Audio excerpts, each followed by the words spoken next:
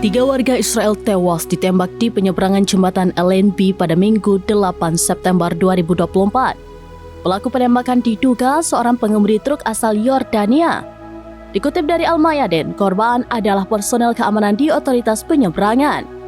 Dalam video yang diunggah Al-Mayadin, korban terkapar di jalan. Sejumlah aparat dan tenaga medis berada di lokasi untuk melakukan pertolongan. Namun naas, nyawa ketiganya tidak dapat tertolong. Disebutkan saat itu pelaku tiba di persimpangan dan melepaskan tembakan di area tersebut. Penembakan itu dilakukan dengan pistol dari jarak dekat. Militer Israel langsung menahan pengemudi truk di persimpangan itu.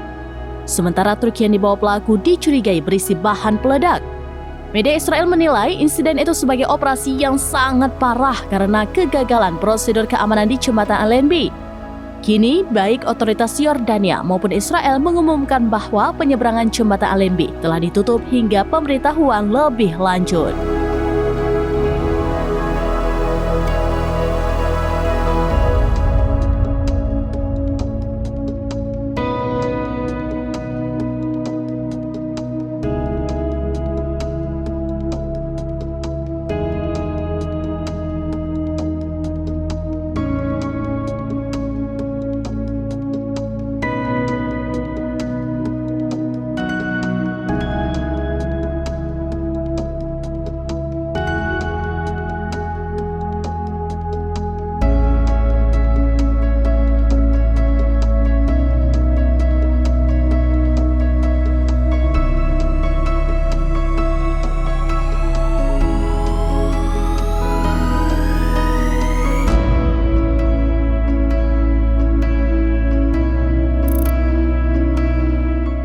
Download Tribun X sekarang, menghadirkan lokal menjadi Indonesia.